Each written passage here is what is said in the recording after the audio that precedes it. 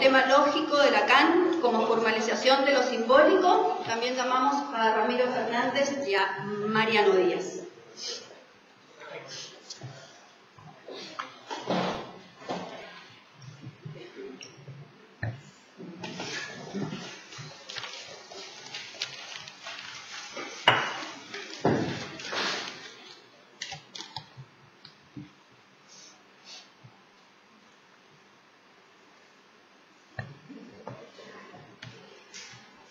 Bueno, también voy a hablar del programa de apertura y también voy a proponer un punto, digamos, dentro de la política de apertura, ¿no?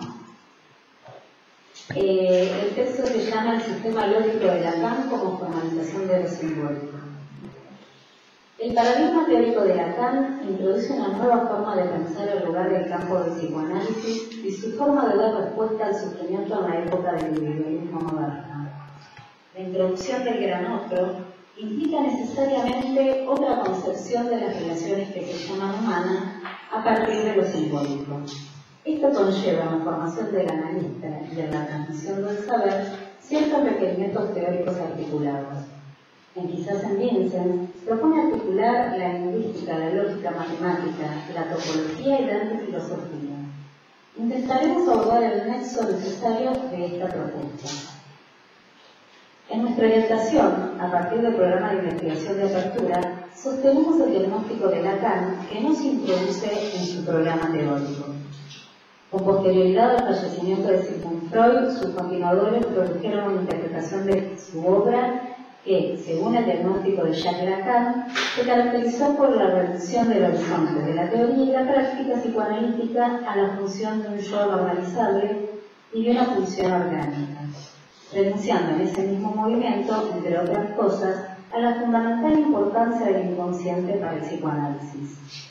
Como en tantos otros campos del saber conjetural del hablante, se operó en el psicoanálisis un paulatino desplazamiento de aquellos conceptos que resultaban más polémicos y subversivos. Ese es nuestro diagnóstico. Este diagnóstico lleva a situar una diferencia fundamental en la concepción de la relación analítica y nuestra función en ella. Es necesario asumir una posición epistémica, es decir, elegir desde qué marco conceptual vamos a operar en nuestra praxis y qué formación se promueve. Donde situar la lógica del discurso de Lacan no implica necesariamente repetir lo mismo, sino aportar lo que se inscribe como novedoso en la estructura de nuestro campo a partir de él. Como se propone, la introducción de conceptos nuevos es una característica de la enseñanza de Lacan. Su red conceptual se articula en la estructura de un programa que implica respuestas inéditas a las problemáticas que encuentra en el estado de cosas que él diagnostica respecto a la formación de los analistas en otro campo. En esta desviación propone en su discurso de Roma, pues el descubrimiento de Freud es el del campo de las incidencias en la naturaleza del hombre, de sus relaciones con el orden simbólico y el escalonamiento de sentidos de las incidencias más radicales de simbolización en el ser. Desconocerlo es condenar el descubrimiento al olvido, la experiencia de la ruina. Por la palabra nace el universo de sentido de una lengua donde el universo de las cosas vendrá a ordenarse. Pues no es decir bastante todavía decir que el concepto es la cosa misma. Respecto al desconocimiento del orden simbólico, plantea en sus seminarios la necesariedad de su introducción. Dice, en el Orden Simbólico, Seminario 1, página 321. Pienso que comprendieron a qué callejón y sin salida llega al considerar a la relación imaginaria supuestamente armónica y capaz de saturar el deseo natural como noción central. Más adelante, página 324. A fin de cuentas, gran parte de la experiencia analítica no es más que esto, la exploración de los callejones sin salida de la experiencia imaginaria, de sus prolongaciones que no son innumerables, pues descansan en la estructura misma del cuerpo en tanto que ella define como tal una topografía concreta. La experiencia analítica no es total, se define en otro plano que el plano imaginario, en el plano simbólico. La relación intersubjetiva que se desarrolla en el imaginario está implicada implícitamente al mismo tiempo en tanto estructura una acción humana en una regla de juego. La teoría de los juegos, como se la llama, es un modo de estudio fundamental de esta relación. Por el solo hecho de ser una teoría matemática, nos encontramos ya en el plano simbólico. Por simplemente que defina el campo de una intersubjetividad, su análisis supone siempre cierta cantidad de datos numéricos, como tales simbólicos. El campo intersubjetivo no puede dejar de desembocar en una estructuración numérica, en el 3, en el 4, que en la experiencia analítica son nuestros puntos de referencia.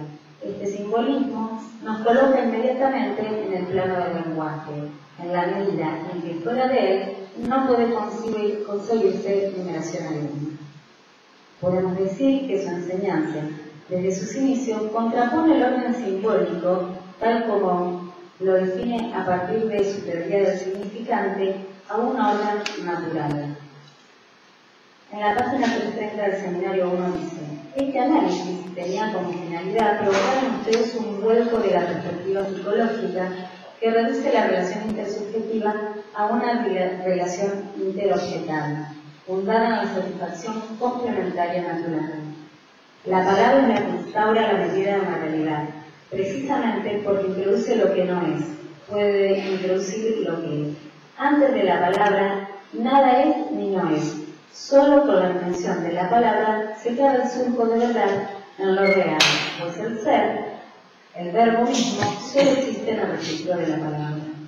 Por ser del sujeto, no nos referimos a sus propiedades psicológicas, sino a lo que se abre paso en la experiencia de la palabra, experiencia en la que consiste la situación analítica.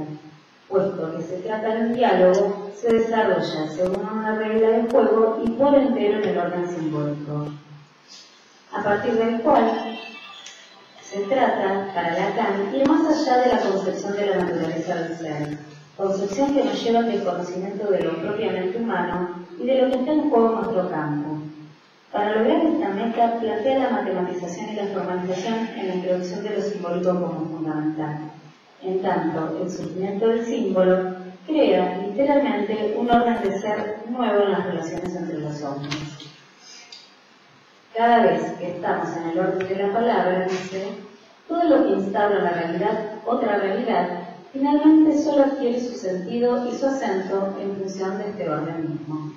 Si la emoción puede ser desplazada, invertida, inhibida, si ella está comprometida en una dialéctica, es porque ella está capturada en el orden simbólico, a partir del cual los otros órdenes, imaginario y real, ocupan su puesto y se ordenan.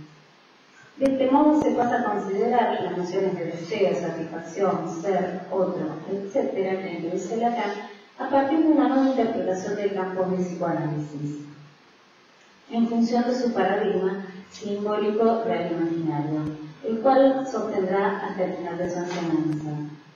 En la introducción dice: vengo aquí antes de lanzar mi causa freudiana. Como ven, no me desprendo de este objetivo. Sean ustedes lacanianos si quieren, yo soy freudiano. Por eso creo adecuado decirles algunas palabras del debate que mantengo con Freud y que no es de ayer. Aquí está, mis tres no son los suyos, mis tres son lo simbólico, lo real y lo imaginario. Me vi llevado a situarlos por una topología, la del nudo, llamado Borromeo. El nudo Borromeo pone en evidencia la función de al menos tres, anula a los otros dos desanudados. Eso le di yo a los niños. Se lo di para que supieran orientarse en la práctica, pero se orienta mejor que con la hospitalidad de Freud a los suyos. Hay que decirlo, lo que Freud dibujó con su tópica, llamada segunda, adolece de cierta torpeza. Me imagino que era para darse a entender dentro de los límites de su búsqueda. Pero ¿no podríamos más bien aprovechar lo que allí figura la aproximación al nudo? Considérese el sarcófago que se produce como vínculo de ello en su artículo que debe escribirse donde eso era Schroeder Menil. El saco, al parecer, es el continente de las funciones. ¿Qué idea tan disparatada? El saco, al parecer, es el continente de las funciones. ¿Qué idea tan disparatada, de argumentar eso así? Solo se explica por considerar a las funciones como bolitas que han de ser expulsados por los orificios del cuerpo una vez ingeridas, dice Lacan. La cosa deja perplejo, sostiene ante la afirmación de Freud. Digamos que no es lo mejor que hizo Freud. Podemos incluso confesar que no favorece la pertinencia del pensamiento que pretende traducir. ¿No será más bien, como me ha ocurrido decirlo, botella de Klein, dice Lacan, sin adentro y afuera, o aún sencillamente porque no me toro? Desconcertadamente la figura freudiana, al oscilar así del propio campo a lo simbólico, lo oculta, ¿no? Pero ¿qué queda con ello? Me sitúo. Creo que me sitúo mejor que Freud, en lo realmente interesado en lo que toca el inconsciente. De allí misma temas que proceden de que lo simbólico sea el lugar del otro, pero que no haya otro del otro. La enseñanza de Lacan se entreteje en una red conceptual inédita que hace imposible hacer coincidir Freud con Lacan, desde el concepto del inconsciente en tanto discurso del otro, que se define desde su primera instancia como estructurado como un lenguaje, hasta su paradigma que le da su inicio. Es así que se sitúa en contraposición de todas las teorías naturalistas en las cuales se incluye a Freud, que extreman la biologización, a la vez que desprende la novedad del campo freudiano respecto al lugar que se le da a la verdad. Plantea la cosa freudiana.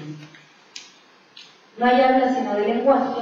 Esto nos recuerda que el lenguaje es un orden constituido por leyes, de las cuales podríamos aprender por lo menos lo que incluyen. Por ejemplo, el lenguaje es diferente de la expresión natural y que tampoco es un código, que no se conduce con la información. Metan las narices en la cibernética para saberlo. Un psicoanalista debe fácilmente introducirse por allí hasta la distinción fundamental del significado y del significante y empezar a ejercitarse con las dos redes que estos organizan de relaciones que no se repugnen. Solo el significante garantiza la coherencia teórica del conjunto como conjunto. Es la introducción del significante en su definición, la cual permite que esta red conceptual implique una nueva relación al saber. En la lógica de su discurso, se describe un programa que se traza para su enseñanza, un programa de investigación, que presenta un panorama más claro en la insistencia de que no se trata de repetir lo que ya se tenía para decir, sino de incluir su novedad. ¿De qué manera? Diferenciando los distintos modelos teóricos propuestos hasta el momento, introduciendo un nuevo. Esta orientación nos parece sensata, ya que la demarcación de un sistema teórico es lógicamente necesaria debido a la importancia social y vital que tiene al responder a las problemáticas por las cuales surge. Es decir, porque tiene efectos en el ámbito del lazo social y en la vida de las personas. Aquí seguimos a Lácatos en su planteo. Para diferenciar un aporte teórico inédito, es menester sortear, al menos en principio, dos prejuicios entre otros. El primero es creer que el grado de convencimiento de ciertas creencias determina el conocimiento de una teoría. Es decir, mayor número de personas que crean tornan válido un sistema de conocimiento. El segundo es suponer que las leyes derivan de la naturaleza a partir de un número finito de hechos naturales que prueban la validez de una teoría. El primer prejuicio nos sitúa en la religiosidad del psicoanálisis, el segundo en el rechazo al campo simbólico. Lácatos propone que a partir de Popper estos prejuicios quedan cuestionados, ya que se plantea que el que haya creyentes no asegura la articulación de los conocimientos y la transmisión del saber necesariamente, porque tener fe ciega linda con el dogmatismo y podríamos caer en él. Dice la metodología de los programas de investigación: ningún grado de convencimiento con relación a ciertas creencias las convierte en conocimiento. Realmente lo que caracteriza la conducta científica es un escepticismo, incluso con relación a nuestras teorías más estimadas. La profesión de fe ciega en una teoría no es una virtud intelectual, sino un crimen intelectual. Y aún más, una teoría puede ser científica incluso si no cuenta ni con la sombra de una evidencia favorable, y puede ser pseudocientífica aunque toda la evidencia disponible le sea favorable. Esto es, el carácter científico o no de una teoría puede ser determinado con independencia de los hechos. Por supuesto, estamos hablando de los hechos naturales. Con Kuhn se introduce que La unidad descriptiva típica de los grandes logros científicos no es una hipótesis aislada, sino más bien un programa de investigación. Es decir, cada uno de ellos tiene una estructura que los comprende y es de donde se definen sus componentes. Por ejemplo, un núcleo firme, que es la ley, un cinturón protector flexible compuesto por hipótesis auxiliares que protege contra las situaciones, y fundamentalmente una heurística que se define como una maquinaria para la solución de problemas que, con la ayuda de técnicas matemáticas, asimila las anomalías que se pueden presentar incluso convirtiéndolas en evidencia positiva. Esto permite establecer dos tipos de programas. El progresivo, donde la investigación conduce a descubrir hechos nuevos hasta entonces desconocidos, es decir, que jamás han sido planteados, y regresivo, las teorías son fabricadas solo para acomodar los hechos ya conocidos. Para lograr el primero y no caer en el segundo, es necesario que demos lugar a críticas constructivas, las que permitirán en un avance que los progresivos sustituyan a los regresivos. Si nos acercamos al programa de Lacan a partir de sus investigaciones, decimos que tiene éxito porque conduce a un cambio progresivo en tanto su enseñanza nos aporta un paradigma novedoso, que permite introducir conceptos nuevos para hacer avanzar nuestro campo. En contraposición a programas como el de Miller, que conduce a un cambio regresivo, ya que se intenta volver a lo mismo a partir del biologicismo freudiano más que lacaniano. En Raskin plantea el estatuto de la cosa, Lacan. Dice, es muy evidente que las cosas de un mundo humano son cosas de un universo estructurado en palabras. El lenguaje que los procesos simbólicos dominan, gobiernan todo. Cuando nos esforzamos en sondear el límite del mundo animal y el mundo humano surge, este fenómeno solo puede ser un tema de asombro para nosotros. ¿Hasta qué punto el proceso simbólico como tal es inoperante en el mundo animal? Una diferencia de inteligencia, de flexibilidad y de complejidad de los aparatos no podría ser el único mecanismo para enseñar esta ausencia. Es imposible resolverlo en términos de psicología, al modo en que el hombre está capturado en los procesos simbólicos, modo en que ningún animal tiene un acceso semejante. Esto implica que tengamos en primer término un conocimiento completo, estricto, de qué quiere decir este proceso simbólico. Allí radicará su novedad. Siguiendo la ética del psicoanálisis, plantea, a lo largo del camino les indiqué qué será lo inesperado, lo original de la perspectiva que espera abrir al respecto, tomado como referencia a las categorías fundamentales, lo simbólico, lo imaginario y lo real, de las que me sirvo para entrarlos en nuestra experiencia. Les indiqué, en efecto, que mi tesis no se asombren de que ella se presente primero de manera confusa, pues el desarrollo de nuestro discurso es lo que le dará su peso. Mi tesis es que la ley moral, el mandamiento moral, la presencia de la instancia moral, es aquello por lo cual nuestra actividad, en tanto que estructurada por lo simbólico, se presentifica en lo real como tal, el peso de lo real. En la introducción de sus conferencias al discurso de los católicos, sostiene: mi enseñanza de este año no se focaliza precisamente en el tema, que por general suele evitarse de las incidencias éticas del psicoanálisis, de la moral que éste puede sugerir, presuponer, contener y quizás del paso adelante, de gran audacia, que nos permitiría dar respecto del dominio moral.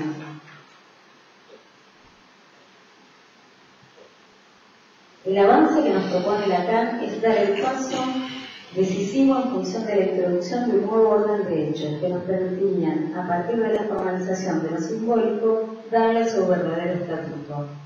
Es a partir del significante que se introduce una nueva lógica inherente al discurso que concierne a lo que es propio de la relación del pensamiento con el lenguaje y con el inconsciente. En su sistema lógico, Lacan cuestiona la utilización de los conceptos del psicoanálisis tomados como universales, en tanto constituyen la medida del hombre. Ningún concepto fuera de la red conceptual que los funde en su función puede considerarse en sí mismo como fundamento de lo humano. De este modo, rechaza la ontologización de los conceptos para subvertir la concepción naturalista a partir de lo simbólico. En ello se trata para el analista de que la ciencia en la que se articula pueda deben también renovarse con el aporte inédito que el campo del psicoanálisis introduce. En función de que la lingüística, la lógica matemática, la topología y la filosofía permitan soportar seriamente en el sentido de la serie significante al inconsciente. Dice en instancia de la letra, este al tocar, por poco que sea la relación del hombre con el significante, aquí conversión de los procedimientos de la exégesis, se cambia el curso de la historia modificando las amarras de su ser. La interpretación del texto de Freud no es la teoría de Freud, la testimonia de los conceptos en su articulación, lo simbólico, lo real, lo imaginario, el campo del sentido, el sujeto, el deseo del otro, el goce del otro, el objeto A, la lógica del fantasma, etc. Se introduce de este modo una nueva dimensión del ser, la blanceza.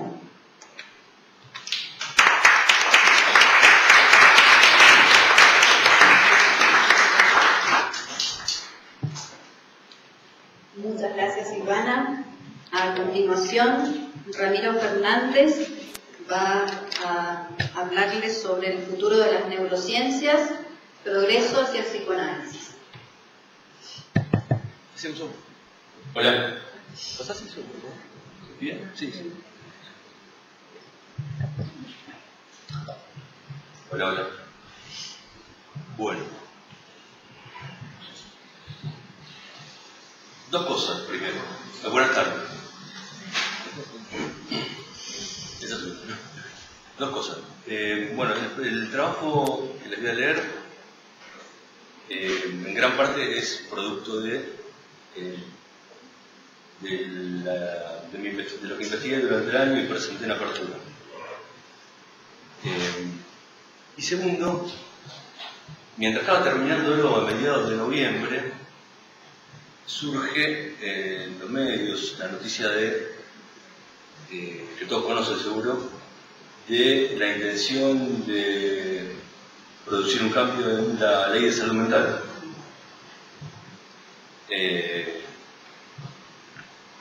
Así que bueno, ya que estaba escribiéndolo justo de trabajo y diera cuenta completamente de esa noticia, hice un pie de página, después cuando si se llega a publicar tal vez lo puedan leer, pero básicamente, para resumirlo, comento brevemente eso que estuvo pasando y que efectivamente todavía no se llegó a ninguna conclusión sobre eso.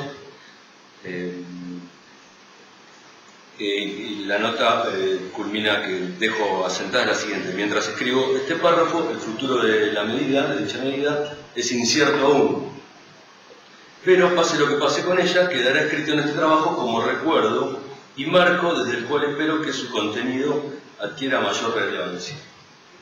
El contenido del trabajo.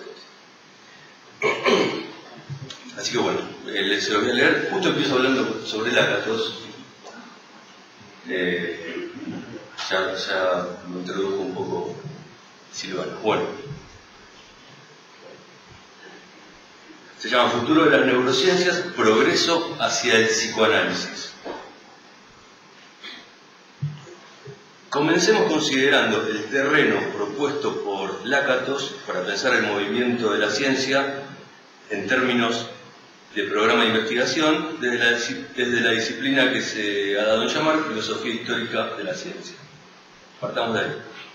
Este pensador presenta a mediados del siglo XX una concepción de la dinámica de la ciencia que denomina falsacionismo sofisticado, y en la cual busca superar la propuesta del falsacionismo popperiano.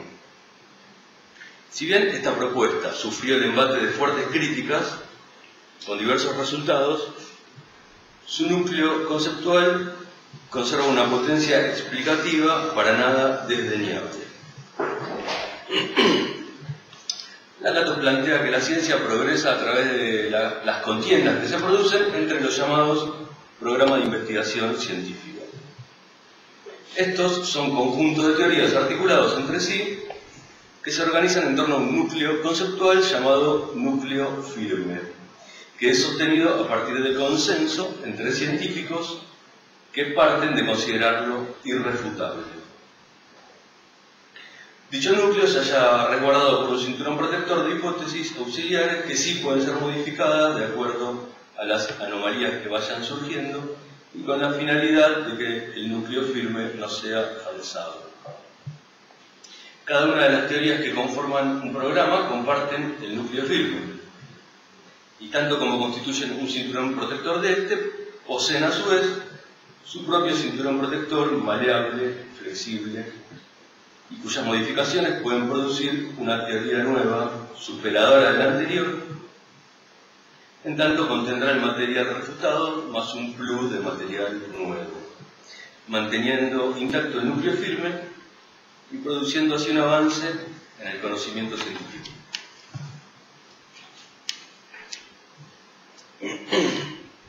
Esta teoría de la ciencia de Lakatos es presentada en relación al falsacionismo de Popper, como recién les comentaba, remediando varios de sus errores y pintando un escenario para el desarrollo y movimiento de la ciencia inserto en el medio social, atravesado por contiendas, rivalidades y luchas de intereses. Juego científico que compite por explicar hechos, producir realidades, defender posicionamientos éticos. Podemos decir que explica de forma más amplia el movimiento de las ideas en el marco de la ciencia. Uno de los aspectos importantes del planteo de Lakatos es la consideración del tiempo como necesario para sopesar el éxito de un programa sobre otro, ya que estos grandes movimientos siempre se miden en retrospectiva. Un programa puede quedar en una fase degenerativa o de estancamiento mientras otro adquiere fuerza y se desarrolla. Pero esto puede modificarse y un programa puede revertir su situación produciendo una modificación creativa en sus teorías, recuperando protagonismo y consenso mayoritario y por lo tanto ganando espacios para su ejercicio, hacer para prevalecer sus puntos de vista y sus consecuencias.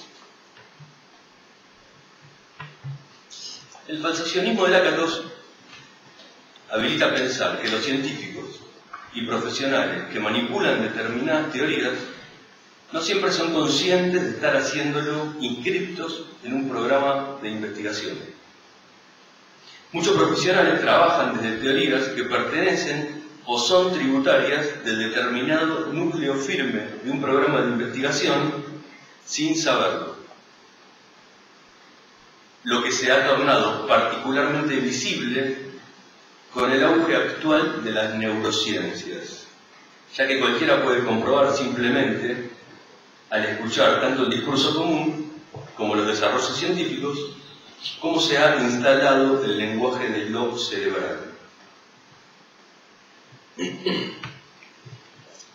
Se trata de un impulso renovado que la invención de las tecnologías de las imágenes, el tomógrafo y la resonancia magnética, produjo al permitir ver la activación cerebral en tiempo real, impulsando el resurgimiento de las teorías que se apoyan en la concepción de la mente radicada en y debilitaria del funcionamiento cerebral.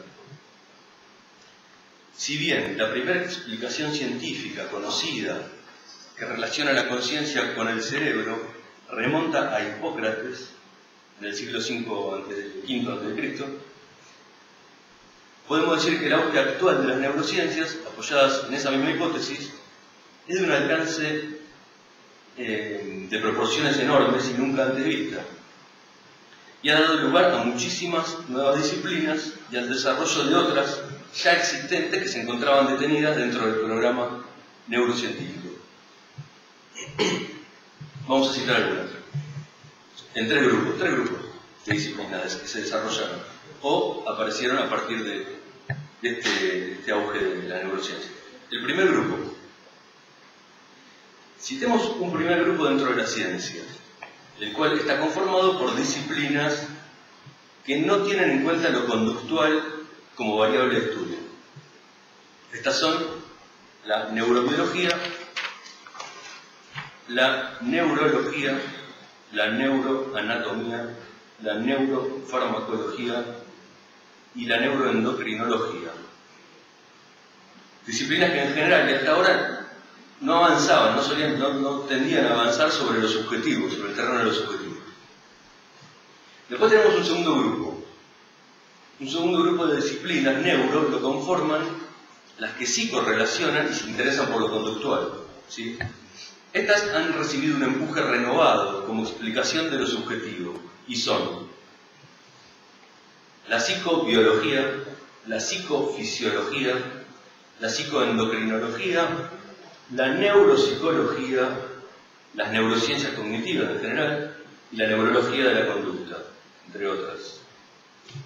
Algunas de estas disciplinas avanzaron hacia la subjetividad y otras surgieron en ese afán, realizando un peligroso aplicacionismo de los hallazgos y conceptos biológicos al campo de la subjetividad y por ende al campo de la salud mental. Ahora el tercer grupo. Por otro lado, podemos observar el impacto del programa Neuro en prácticas no científicas o alternativas, de las más variadas, que conforman nuestro tercer grupo, y que en su nombre llevan el prefijo neuro o bio. Neuro o bio. Por ejemplo, la biodecodificación, la bioenergética, la neuroacupuntura, la bioneuroemoción aplicada, la biosanación neuroemocional, etc. Podemos seguir en este listado. Incluso prácticas como la oratoria ha sido tomada por lo neuro, se promociona, si lo buscan, verán, como neurooratoria. Luego de, la ya conocida programación neurolingüística, hasta llegar al neuromarketing y, por último, las neuroventas. Sí.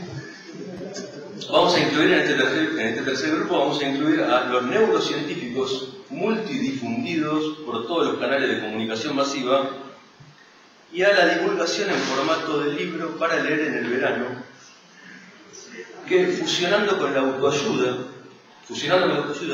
que Gustosa apoya firme sus postulados individualistas en lo cerebral, haciendo uso de insumos de tinte orientalista y un uso desprolijo de la física cuántica.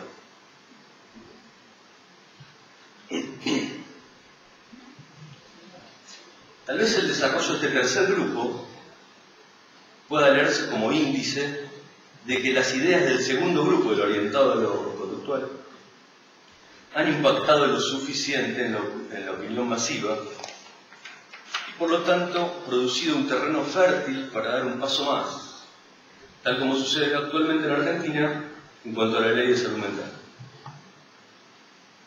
Es decir, cuando ya aparece toda esta maraña de disciplinas, se puede leer como el índice, el OK, se puede dar un paso más. Y derribarse, por ejemplo, intentar derribar la ley de salud mental. Bien.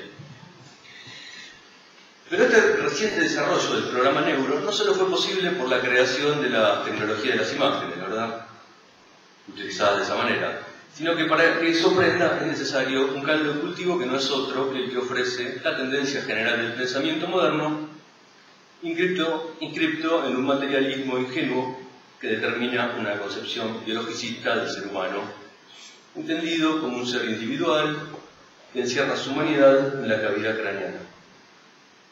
La energía, entendida como lo que inviste a la sustancia, es equiparada al pensamiento, un tanto observable en la sinapsis cerebral. Aún cuando este tipo de observaciones, es decir, el pensamiento en la sinapsis, se convierten en una brújula giratoria cuando se trata de la función memoria, en la que los neurocientíficos no consiguen hacer pie.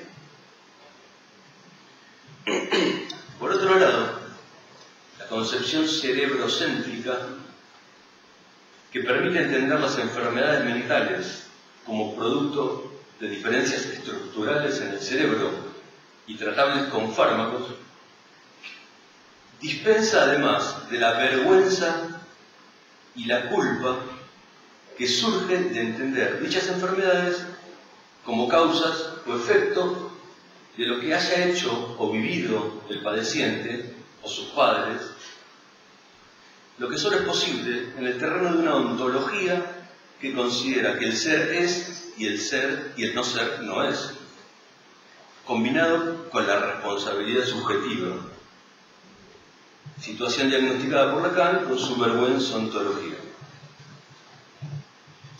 De vuelta al párrafo. El hecho de considerar a las enfermedades mentales como producto del cerebro dispensa de la vergüenza que produce el hecho de que el enfermo, el paciente o sus padres hayan hecho o dejado de hacer algo. Vergüenza ontología. Bien.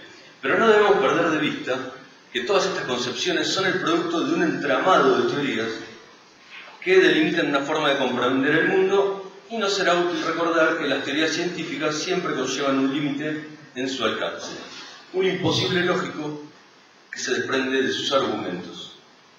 A este nivel, el valor que introduce Lacan con la creación del objeto A es el de poner en evidencia que la pretensión de suturar este imposible, aún a riesgo de llegar a costos muy altos, termina desembocando moebianamente en develar dicho imposible, ya sea sutilmente, como quien muestra el ángulo de su naipe, o descarnadamente, como quieran ustedes imaginárselo.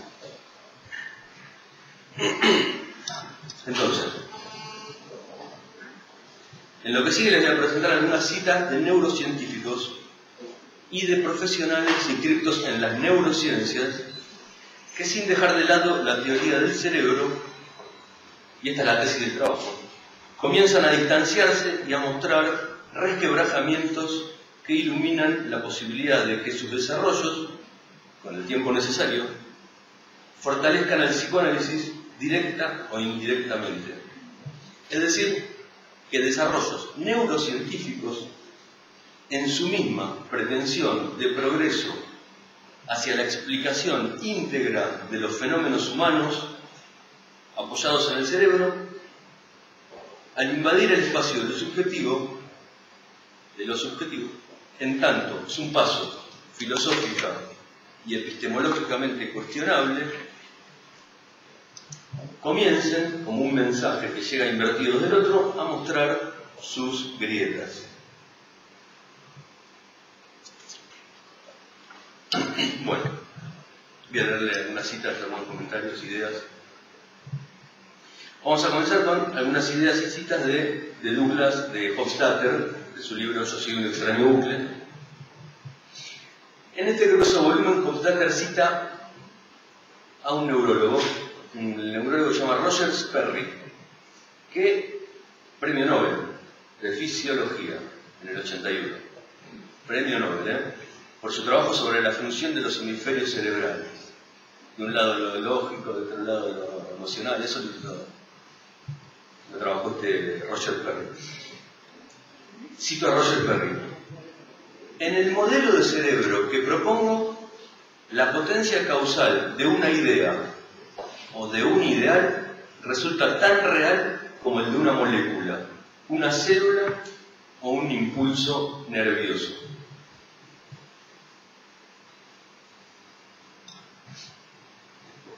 Como pueden ver, se trata de un neurocientífico postulando que una idea o un ideal son tan potentes en sus efectos como puede serlo una molécula. Lo que puede entenderse como la eficacia del significante, tranquilamente. Continuamos.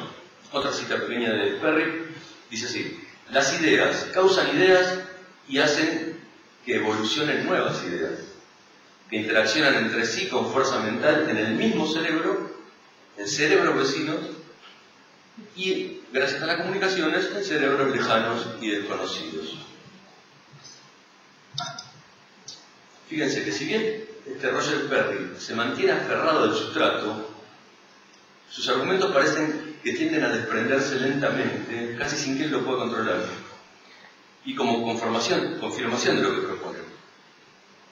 Que las ideas adquieren un funcionamiento que se desprende del cerebro y por lo tanto pueden impactar en otros cerebros a distancia, y tanto como puede hacerlo una molécula o un impulso nervioso.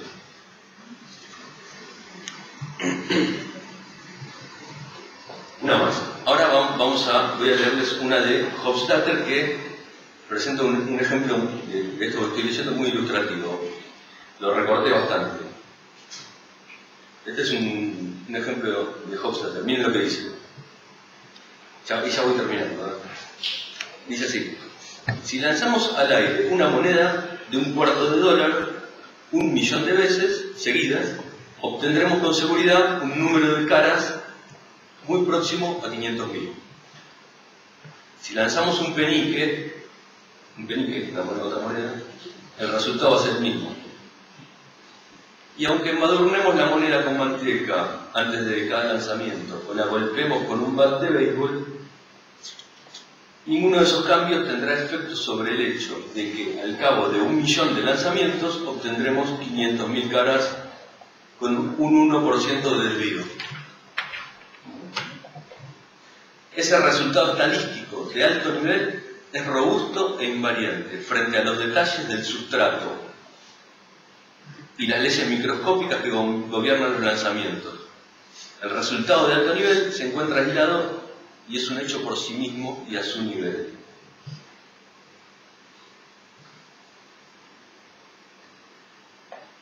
Bueno. Otra cosa que dice, miren cómo dice, decir que el estudio del cerebro se limita al de entes físicos, equivale a afirmar que la crítica literaria debe centrar su atención en el papel y la encuadernación, en la tinta y en su química. Y así sucesivamente.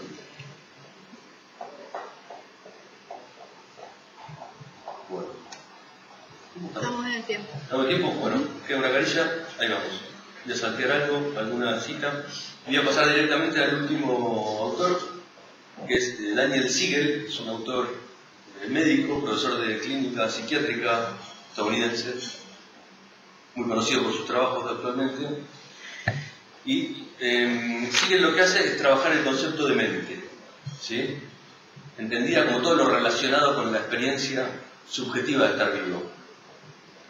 Ahí donde aquello que otros llamaron esencia, núcleo, alma o espíritu, Siegel le llama mente, ¿sí? Trabaja con ese concepto. Fíjense lo que hace Siegel. Lo voy a leer.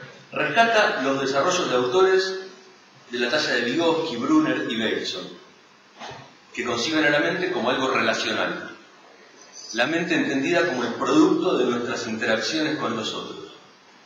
Por lo tanto, si bien parte de concebir la mente como función neural, el primer paso que da consiste en agregar la concepción de la mente como función social.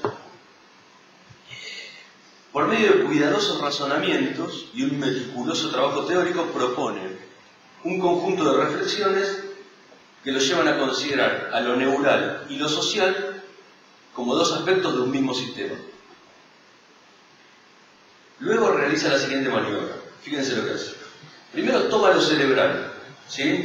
Tal como es planteado en la visión hegemónica, y lo ubica como parte del sistema nervioso. Y luego desde el sistema nervioso lo lleva al cuerpo.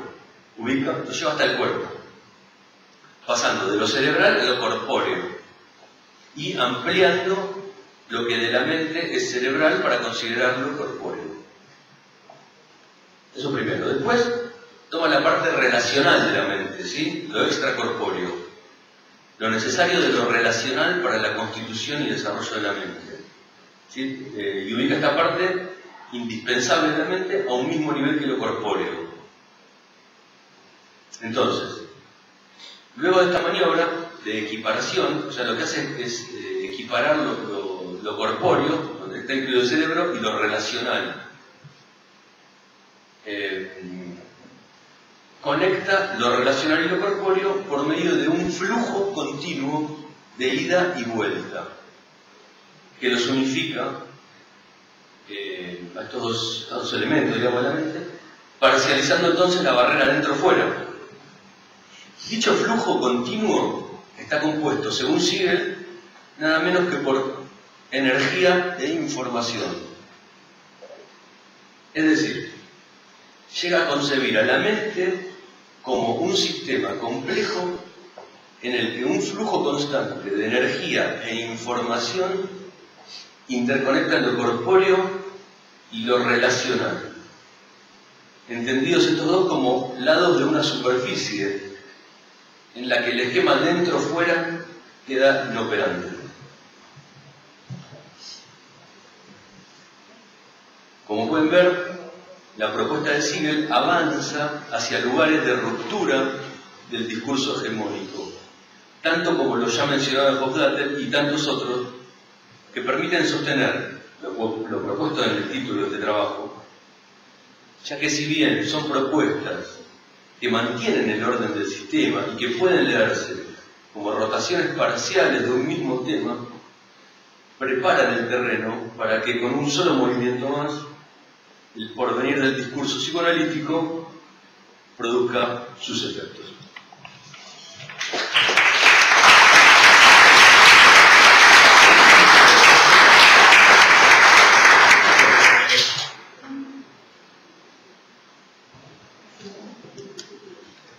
Muchas gracias, Ramiro. Ahora vamos a pasar a la ponencia de Mariano Díaz, titulada Las matemáticas y el ser, para luego tener una ronda de preguntas. Gracias. Buenas tardes. No voy a hablar de Lácatos, un poco del romanticismo, un poco de crítica de la ciencia. En 1964 Miller le hace una pregunta a Lacan en su seminario, le pregunta cuál es su ontología. Bueno, parece que Lacan se pasó el resto de su enseñanza oral, por lo menos, tratando de rechazar la idea de que haya una ontología lacaniana. Estuve leyendo 3 autores a lo largo de este año.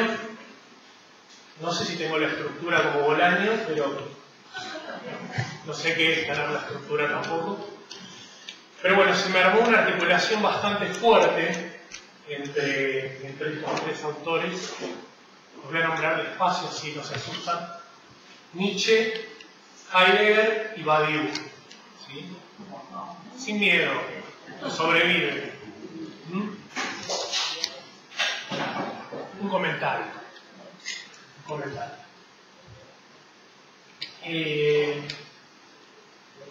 Vamos a hablar un poquito de matemáticas, de ciencia y de ser, ya que Lacan rechaza que haya una ontología lacaniana. Vamos a hablar del ser. 3 pensadores, 3 modos posibles de pensar la relación entre ciencia y ser, 3 modos posibles de pensar el tratamiento que la ciencia hace del ser. En Badiou en realidad se trata más bien de la matemática en relación al ser. Me parece que la pertinencia de este trabajo radica también, esto lo van a tener que decir ustedes, en que gran parte de las críticas que desde el psicoanálisis se dirigen a la ciencia se sostienen en una lectura sesgada de estos autores. Ello implica un liso y llano rechazo de la ciencia en los pasillos de las instituciones psicoanalíticas. Bueno, en la apertura se ha trabajado a lo largo de este año y anteriores intensamente sobre el fundamento racional, científico, lógico, matemático que Lacan pensó para el psicoanálisis. Bueno, Nietzsche realiza en la Gaia Ciencia, es el nombre del texto, un texto de Nietzsche, la crítica de la ciencia moderna. La ciencia desarrollada hasta su tiempo, ¿no? Finales del siglo XIX. O sea, básicamente la ciencia newtoniana. Encara una genealogía de la ciencia. Su pregunta podría ser, cómo pudo haberse constituido algo así como la ciencia moderna. La crítica la realiza en el punto en que en la ciencia, según él, la búsqueda del conocimiento científico se desliga de la virtud. La virtud podríamos decir que es el valor. Lo retomo. Dirá que va a decir que la búsqueda del conocimiento como un fin en sí mismo, es importante, como un fin en sí mismo, es inédito en la historia hasta la aparición de la ciencia moderna. Lo cito textual. Dice, en la antigüedad, la dignidad y el reconocimiento de la ciencia estaban disminuidos por el hecho de que incluso entre sus más celosos discípulos la tendencia a la virtud iba adelante. Y de que se creía haber tributado al conocimiento su más alto elogio cuando se lo celebraba como el mejor medio para la virtud. Es algo nuevo en la historia que el conocimiento quiera ser algo más que un medio. En Nietzsche, virtud, todo lo que es virtud en Nietzsche es voluntad de poder y afirmación de la vida. ¿Sí? Conceptos que tienen largo desarrollo, pero voy a presentar lo mínimo para que se entienda el fundamento de lo que estoy diciendo.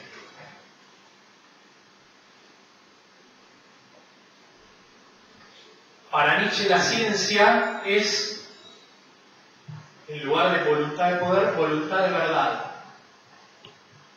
lo cual significa voluntad de negación de la vida. Y es el punto también en el que la ciencia se desliga de la virtud.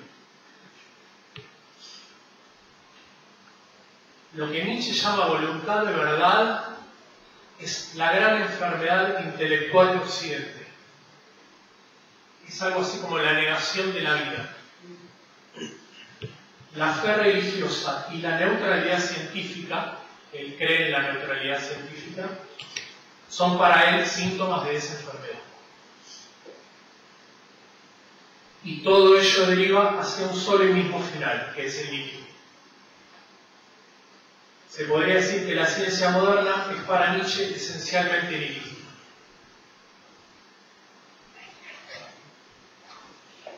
Pero hay una vuelta más.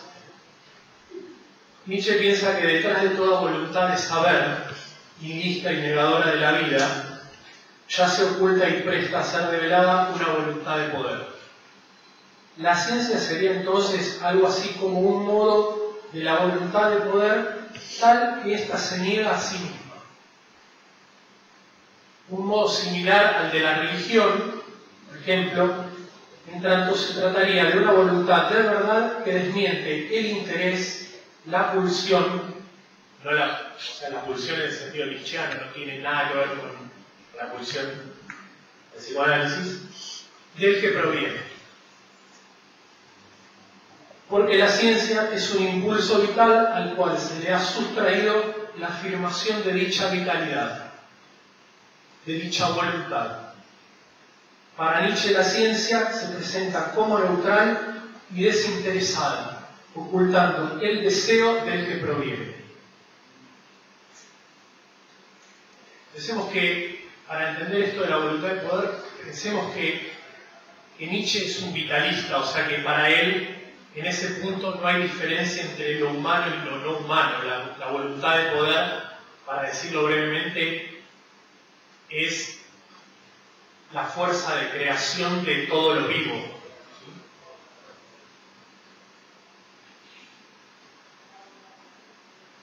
Y consumar la muerte de Dios, que es un concepto fundamental en la obra de Nietzsche, implica destruir la perspectiva ascética cristiana que se halla implícita en la moral, pero también en la ciencia. O sea, aceptar el hecho de que no hay verdad ni sentido del mundo.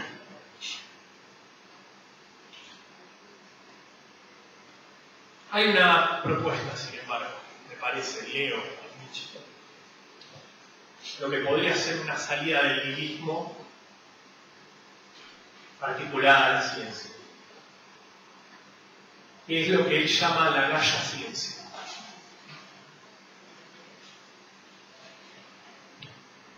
Se entiende por Gaia ciencia una ciencia que se devela como una manifestación de una voluntad de poder, que no oculta ni niega esa voluntad, escondiéndola detrás de una voluntad de saber ascética y desinteresada. Vuelvo a insistir que Nietzsche está pensando en la ciencia de su tiempo, la ciencia newtoniana, la ciencia moderna. Y nos podríamos preguntar qué pasa con la ciencia posterior a estos desarrollos, por ejemplo la ciencia relativista, si no cumple con ese requisito. Me refiero al de admitir en su seno el sentido y la perspectiva desde donde se construye el saber.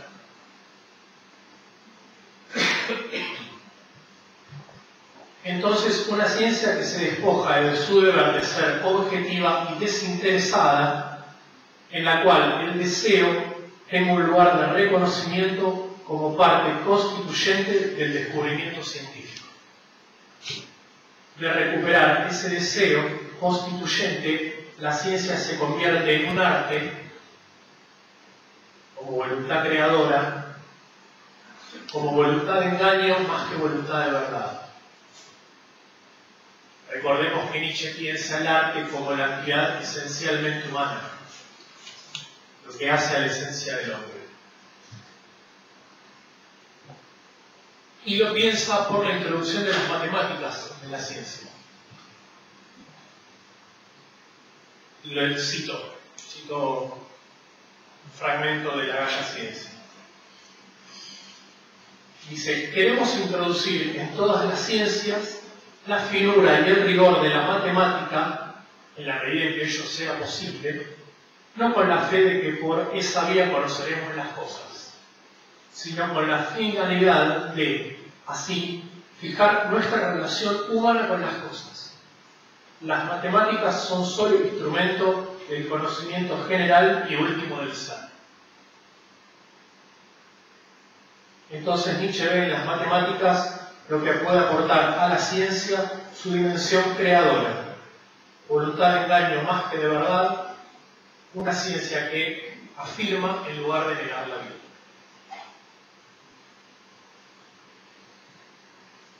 Para Heidegger, la ciencia moderna es una manifestación de la metafísica.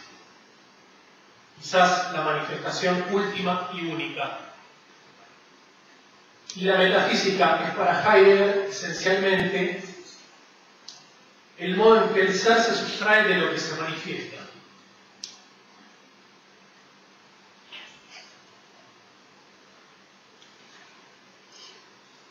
El problema con Heidegger es que piensa la ciencia en tanto subsumida a la técnica, lo cual arroja a la ciencia al campo del utilitarismo. De la técnica, subsumida a la técnica. Su visión hasta despectiva de la ciencia le hace decir que la ciencia no piensa. El científico es algo así como un ser servil al servicio del mantenimiento de la moderna imagen del mundo. Lo cito de un texto que se llama ¿Qué significa pensar? Dice: la ciencia, por su parte, no piensa ni puede pensar, y esto para su bien, que significa aquí para la seguridad de su propia marcha prefijada. La ciencia no piensa. La ciencia subsumida a la técnica es para él la consumación máxima de la metafísica, en tanto el hombre se pone al servicio de un ente exterior a él para pensarse así. Es el hombre moderno puesto ante su imagen e identificado a ella. En la era técnica el hombre es su imagen, es lo que la técnica, ciencia, pueden estudiar de él. Un ente objetivado que aún no ha logrado pensar. la ciencia queda así por fuera del campo de lo que Heidegger llama un pensar esencial, un pensar no metafísico. No le niega en rigor un pensar a la ciencia, pero este pensar de la ciencia no es un pensar esencial.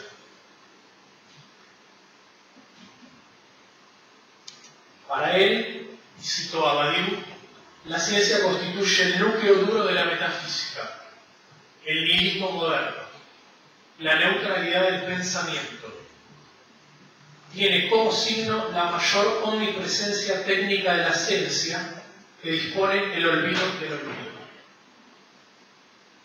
La ciencia es entonces la ceguera misma, la grande y máxima potencia de la nada, la forclusión del pensamiento por el saber. Retoma el pensamiento nietzscheano de la metafísica como voluntad de verdad. El hombre trágico, el pensador, es aquel que hace la crítica de su época, no el que se realiza en el movimiento de producción del saber, o sea, no el científico. Y en Heidegger, el pensar esencial se encuentra íntimamente ligado a lo poético. Un pensar que desafía la voluntad de verdad, ya que poéticamente habla del ser. Es una fórmula de Heidegger. El ser para Heidegger se dice poéticamente. Es la poesía el lenguaje que combina el ser. ¿El mismo texto? No.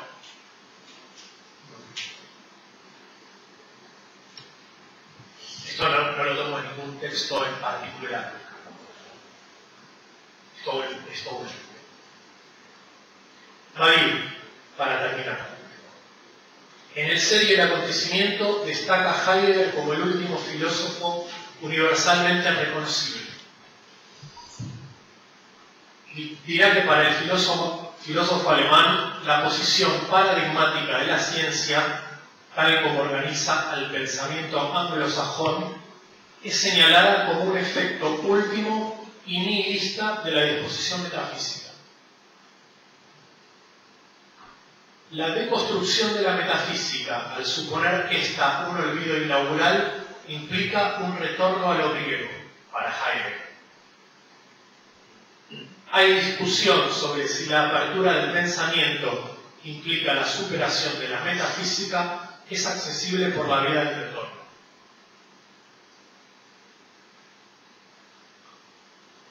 Según Badiou, somos contemporáneos de una época donde se revela la naturaleza de la base matemática de la racionalidad.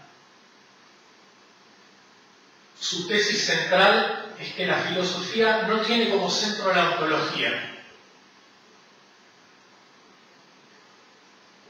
que existe como una disciplina exacta y separada de la filosofía. En Teoría del Sujeto, que es el texto anterior al ser y el acontecimiento, había anunciado que las matemáticas son la ontología, la ciencia del ser en tanto ser, abriéndose así dos campos. Por un lado, el ser en tanto ser, él lo llama las multiplicidades puras, y por otro lado el campo del sujeto. Y la pregunta que queda pendiente a partir de ese desarrollo es cómo a partir del campo de las multiplicidades puras es posible el surgimiento de un sujeto.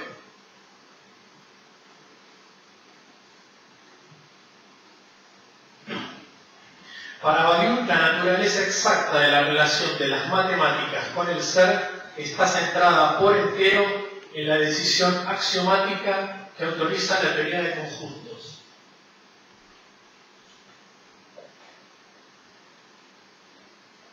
Esto es, que la diversidad de objetos y estructuras matemáticas son edificadas a partir del conjunto vacío. La aserción matemáticas igual ontología, va a decir Badiou, libera de la búsqueda del fundamento de las matemáticas. Las matemáticas serían algo así como el pensamiento del ser. La tesis según la cual el ser es matemático no es una tesis sobre la realidad de las cosas, sino sobre el discurso, lo cual es una distinción importante. Versa sobre lo que hay de decible del ser en tanto ser. El ser se dice matemáticamente. Según Badiou, todo lo que sabemos y lo que podemos llegar a saber del ser en tanto ser se dispone en la historicidad discursiva de las matemáticas. Si en Heidegger la metafísica es la historia del ser, para Badiou la ontología es la historia discursiva de las matemáticas.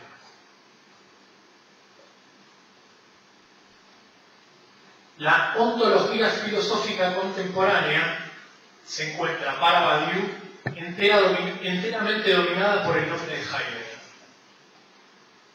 Para el filósofo alemán, la ciencia, de la que no se distingue la matemática, constituye el núcleo de la metafísica. Las matemáticas están lejos de ser, para Heidegger, una vía de retorno al origen por él propuesta. Para Badiou, permanece sometido Heidegger a lo que es la esencia de la metafísica, sin embargo. La figura del ser como entrega y don, como presencia y apertura. Él la va a llamar una ontología poética, preocupada por la pérdida del origen. Conocemos el peso que tiene el nombre de Hölderlin, por ejemplo, en la obra de Heidegger. Para terminar, Badiou va a oponer a la tesis heideggeriana de la poesía como lenguaje del ser la dimensión radicalmente sustractiva del ser. El ser no se deja alcanzar y no es una presencia alguna, sino solo su plural en su vacío. Propone sustituir la ontología poética por una ontología matemática. Una ontología de la impresentación. Cantor, Gödel o Cohen serán las referencias en lugar de Hölderlin o Celan. Una conclusión de regalito, una cita de Badiou. Si las matemáticas son la ontología, no queda otra alternativa para quien quiere ubicarse frente a los desarrollos actuales de la ontología que practicar las matemáticas de su tiempo. Para el trabajo.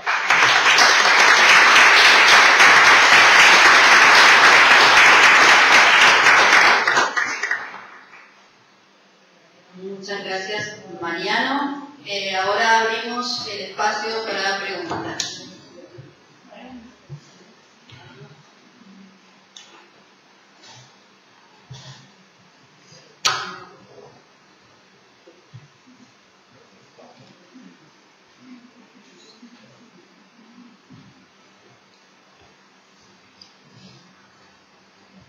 Bueno, para Mariano, una pregunta un poco específica. Y vos dijiste que cuando trabajaste Nietzsche, trabajaste la idea de virtud como valor. Quería saber si puedes agregar un poquito más sobre eso, porque teniendo en cuenta la noción de valor, tal vez podría establecerse una relación entre Nietzsche y otros autores, ¿no? En relación al efecto de la ciencia moderna.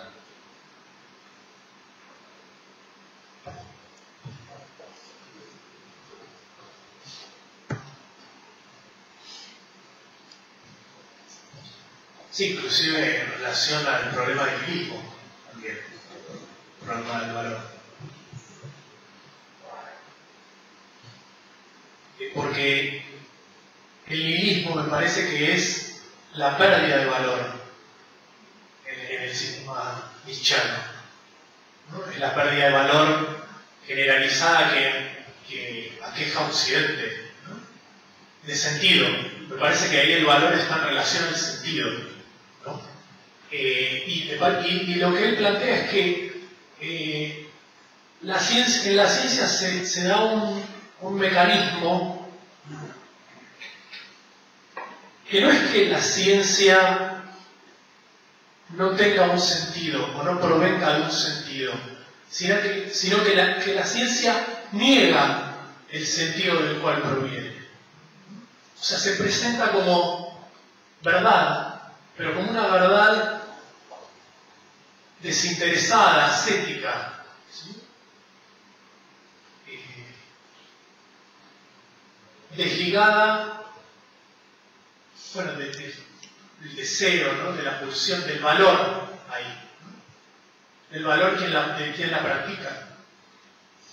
Entonces se asimila con la... Entonces se puede asimilar con la idea lacaniana de que la ciencia concluye la verdad. ¿Pensás? Y yo lo pensé esa articulación, pero no me queda claro todavía qué quiere decir que la ciencia concluye la verdad. Bueno, en el curso de Alfredo de los viernes estuvimos trabajando la cuestión del deseo del científico, ¿no? El psicoanálisis como recuperando o como ocupándose de eso que la ciencia concluye. No lo tengo tan claro. Pero con esto lo termino, ¿no? Porque me parece que sería muy interesante pensar la noción de verdad en psicoanálisis y vincular la idea del valor.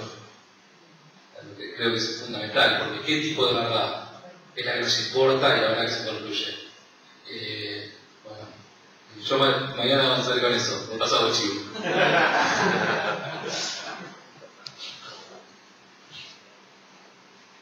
También para Mariano quería preguntar si Badiou plantea la matemática como un lenguaje, acaso como el lenguaje puro del ser, ¿no? Digamos, si hay alguna relación que nos puedas comentar sobre eso. Y respecto a lo que decía Bruno, yo propondría retomar la noción de valor de Saussure y pensar el valor lingüístico. Ya que pregunto sobre el lenguaje.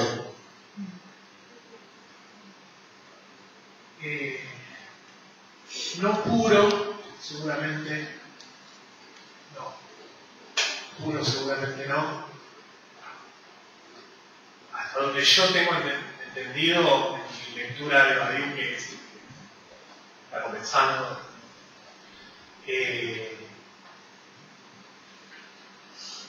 la matemática sería algo así como lo que la forma más apropiada en la que el ser se dice. En última instancia, el ser se dice matemáticamente. Para Badiou, eso es lo que yo entiendo.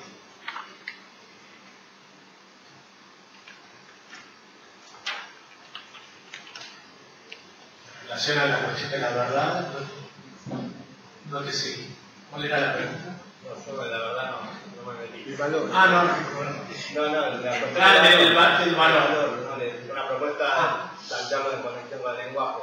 ¿La matemática piensa para Badiou? Pregunta por ahí. Si la matemática piensa, distanciando de la ciencia en Heidegger, si se plantea esa distinción también.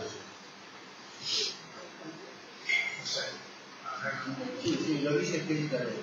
¿Sí? La matemática es un pensamiento. Habla por el Pero una cosa es que piense y otra cosa es que sea un pensamiento. Eso dice. Sí. Dice que es un pensamiento. Se escucha. Dice que sí, que es un pensamiento. En el libro dice tratado de ontología integral, es previo al ser acontecimiento. Se plantea eso, si la matemática es un pensamiento, y sí, lo desarrolla. Digo, o sea, esa pregunta. También para Mariano, quería preguntarte cómo lees esta cuestión que dijiste un poco al pasar, de que el ser se dice poéticamente en Heidegger y más o menos desde dónde estás orientado, digamos, ¿qué te orienta a decir eso? No, es lo que dice Heidegger, no es algo que yo interpreto. Pero le das alguna lectura. Para Heidegger el ser es presencia en el origen. Y hay toda una tentativa de retorno, parece, a ese origen como presencia.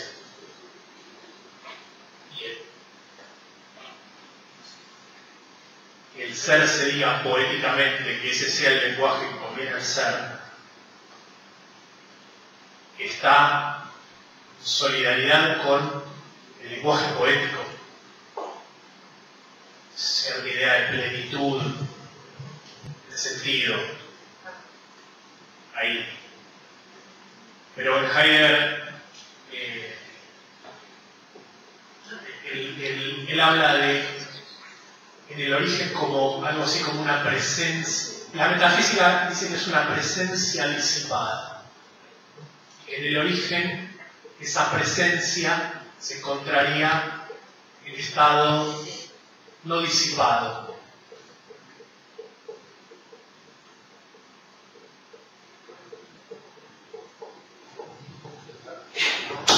Bueno, para Mariano quería hacer una pregunta, a ver si habías pensado la relación de la concepción del ser en estos autores en función de lo que propone Lacan a partir de la falta de ser, ¿no? Eso por un lado. Y después, para vos, Ramiro, la cuestión de, no me quedó clara la hipótesis del trabajo respecto a la hipótesis entre neurociencia y psicoanálisis. ¿Cuál fue la vinculación? En tanto que si sabes que la decisión justamente en Lacan que plantea la formación es justamente la separación de las neurociencias, ¿no? Del campo de las neurociencias.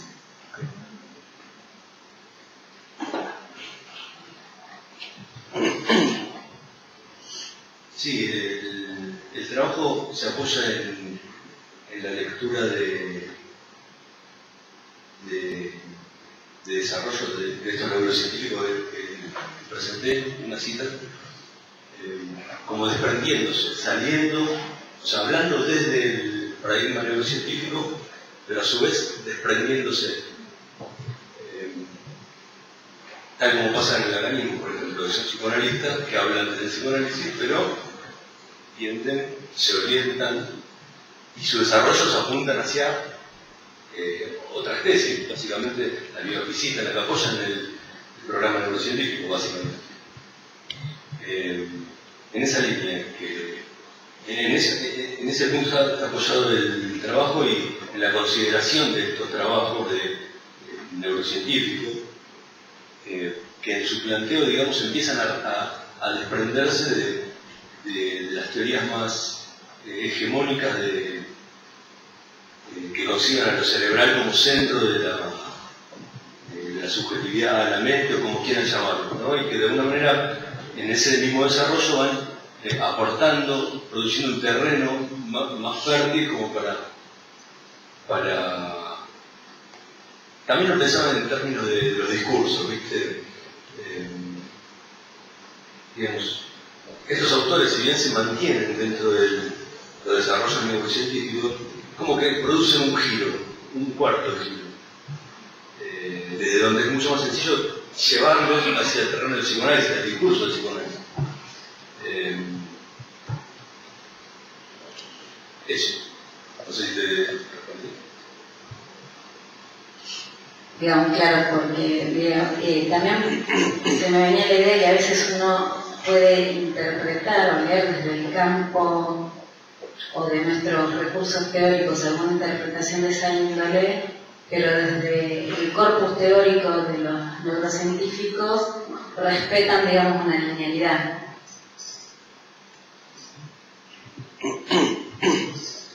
Sí, por eso también yo planteé al principio todo el tema de Lakatos y el pensamiento de término del programa de investigación. Y traía a cuento esto de los psicoanalistas, ¿no? Que lo había escrito, después lo recorté. Ya la denuncia que hace Lacan en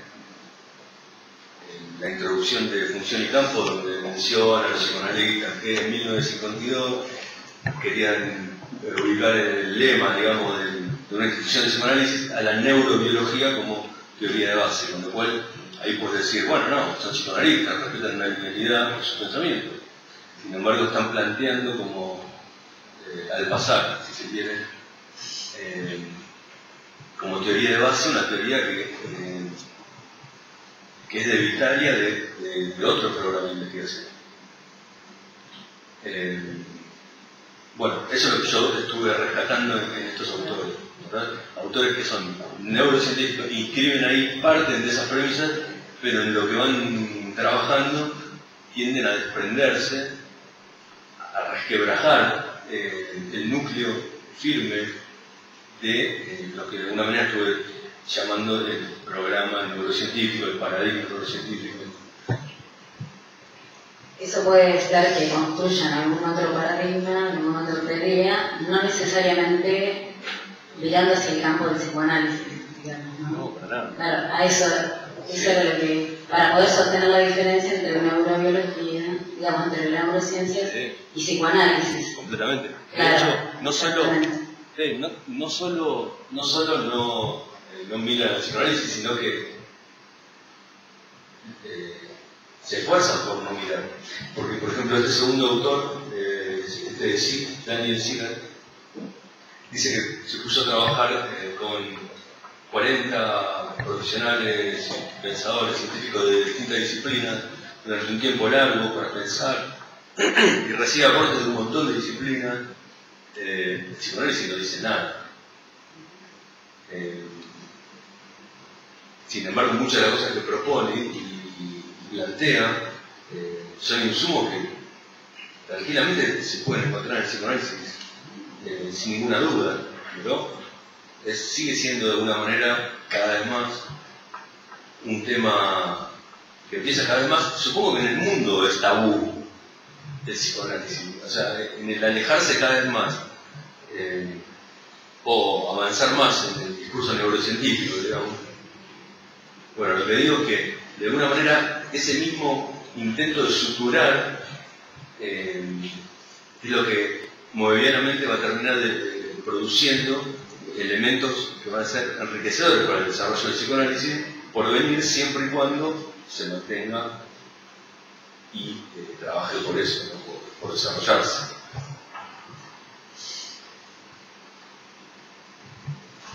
Respecto de la cuestión de la teoría del ser en Lacan, me parece que es todo un esfuerzo de Lacan en rechazar la ontología, no sé si lo logra.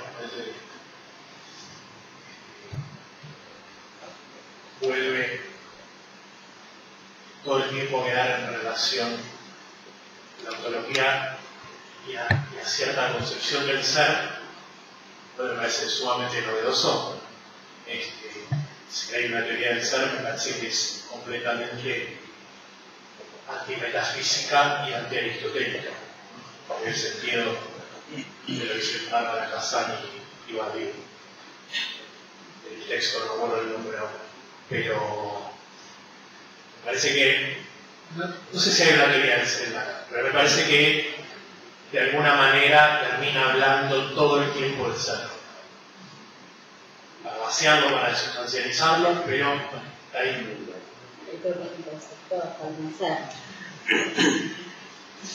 Él propone el concepto de falta ser contra la ontología moderna. Una pregunta dirigida a Ramiro. Efectivamente, las neurociencias en sus impases, pero también en los desarrollos de estos autores que citás, podrían plantearse hacia el psicoanálisis. Pero el problema es que el psicoanálisis todavía está atrasado respecto a esos autores, porque incluso los que más trabajan topología en psicoanálisis, en Argentina, en Francia, en España, en Brasil, trabajan topología pero no superaron el modelo de interior-exterior, ya que se utiliza sujeto como persona, y al utilizarlo como persona no escapan, por ejemplo, de que debe hacerse responsable de lo que dice. pero entonces hay alguien que dice y eso que dice proviene de su interior.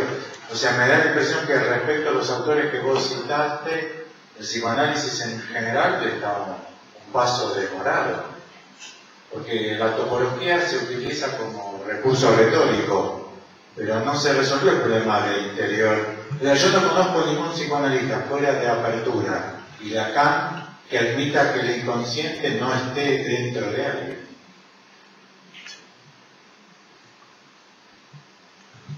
Sí, completamente, sí. Por eso me parece valioso rastrear, trabajar, exponer, leer estos autores que incluso desde el otro paradigma plantean cosas que enriquecen, reubican a las cosas dentro del campo del psicoanálisis.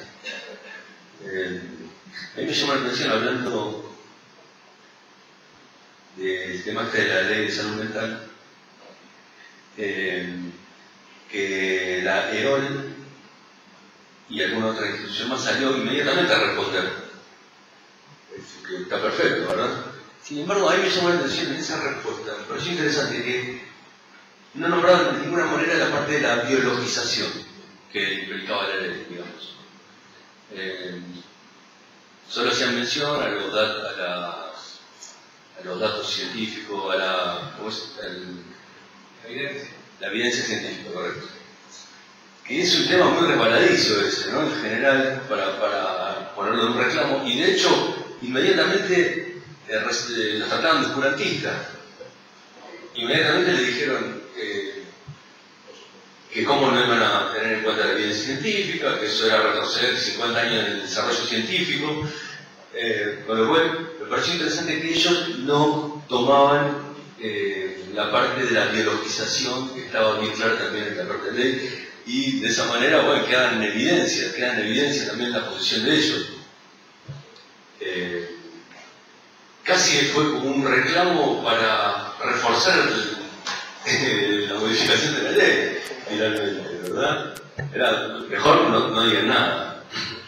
Preferible el silencio antes de ese tipo. Pero sí, efectivamente, comento esto a raíz de lo que estás diciendo, que si hay un retraso, obviamente, en el campo del psicoanálisis respecto de estos temas.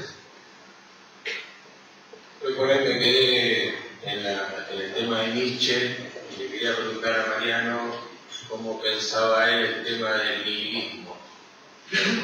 Y si como una foto, digamos, el nihilismo en sí mismo, o la función y el valor del nihilismo, por ejemplo, así habló Zaratustra, pensaba, cuando él plantea las transformaciones del espíritu, y habla del camello como aquel que carga conceptos, ideas, prejuicios, se transforma en el león, ¿no?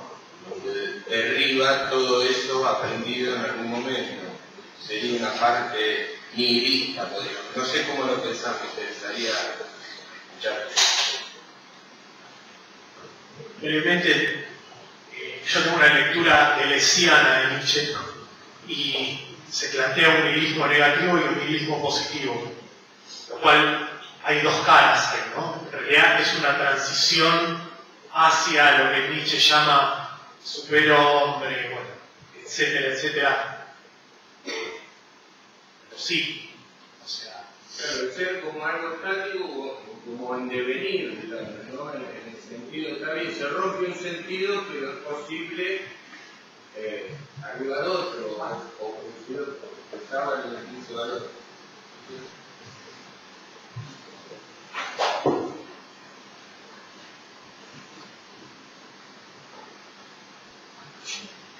Mi comentario lo voy a hacer rápido porque ya no nos queda mucho tiempo, pero hacia Ramiro. Son dos comentarios bastante puntuales.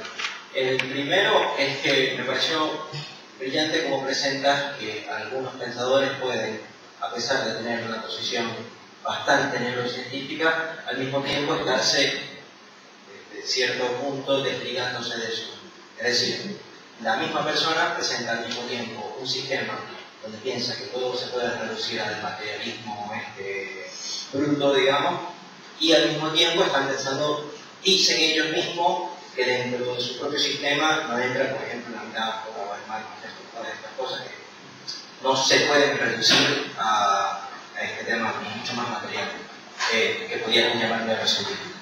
Y lo otro es que me parece que algo que estás planteando como incipiente es que justamente esto es lo que nos permitiría a nosotros entrar como psicoanalistas y ahí trabajar. Es decir, si pensamos que sería una interpretación posible de que el psicoanálisis trabaja sobre el sujeto de la ciencia, ¿sí? Es decir, pensando en estas personas que tienen un pensamiento tan dual, que piensan, bueno, está la molécula y está la palabra y son dos cosas diferentes, y están empezando a dar cierto valor a la palabra, ahí nosotros pudiéramos intervenir y empezar a rescatar y, digamos, hacer nuestra magia, pero justo en el momento donde ellos empiezan a pensar que no todo se puede reducir a la materia. Sí, completamente. ¿Sabes qué? Pensaba en cuando viene un paciente. Pensaba cuando viene un paciente, ni un paciente que viene con... Esos pacientes, esas personas que traen una forma de entender determinadas cosas en línea con tal vez este grupo 3 que yo leí de las pensamiento de prácticas no científicas, ¿no? Que tal vez piensan en la energía o en el yo, el equilibrio energético, ¿no? Todo ese discurso, son mucho más trabajables que aquel que viene y te dice directamente, ¿qué hago? Dígame qué hago, ¿verdad? Digamos, cuando viene con un discurso, por más que sea un discurso, una forma de entender sus problemas, en línea con algo como lo que está en auge, te digo, una filosofía humanista aplicada a la neurona.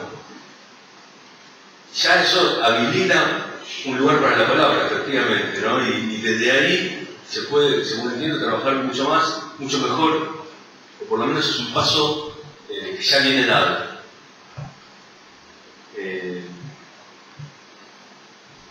Y respecto de las ideas, sí, también, digamos, me parece que a partir de un autor, pensador, científico, que sea, que ya empieza a desprenderse,